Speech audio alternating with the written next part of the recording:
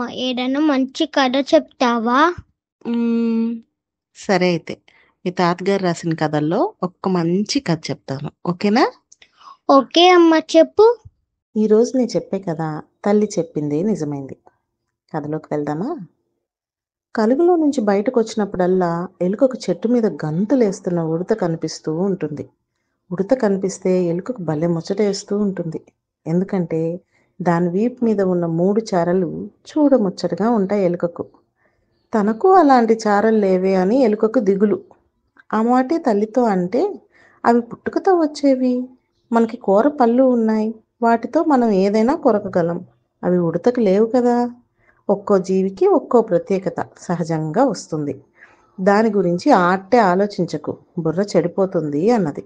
అప్పటికీ ఎలుక మౌనంగా ఉంది. కానీ ఆ విషయం ఆలోచించడం మానలేదు. ఆలోచించగా దానికో ఉపాయం తట్టింది. అతి కష్టం మీద ఒక చిన్న రంగు డబ్బా సంపాదించింది. దానితో ఒంటి మీద అందంగా 3 తెల్లటి చారలు దిద్దుకుంది. మురిసిపోయింది. చెట్టు మీద గెంతుతున్న ఉడతను పలకరించింది. చూడు, నేను నీలాగే అందంగా ఉన్నాను అంది. నువ్వెవరో నాకు తెలీదు అంటూ ఉడత ముక్తసరిగా జవాబిచ్చింది. ఎప్పుడూ ఆప్యాయంగా మాట్లాడే ఉడత ఇలా అనేసరికి ఎలుకకు బాధ కలిగింది.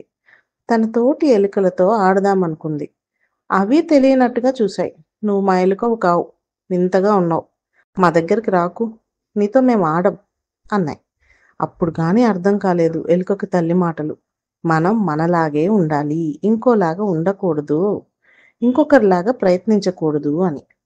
పెట్టుడు నామాలున్న తనను ఉడత మిత్రుడిగా అంగీకరించలేదు.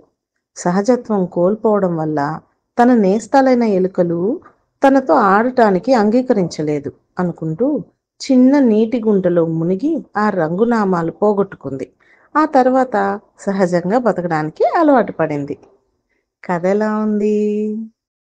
హాయ్ ఫ్రెండ్స్, నేను మీ లిఖిత్ని. ఈరోజు నేను మీకోసం మన యూట్యూబ్ ఛానల్లో ఒక మంచి కథ పెట్టాను. దాని పేరే ఆదర్శ వైద్యుడు. తప్పకుండా చూడండి, లింక్ బయోలో ఉంది.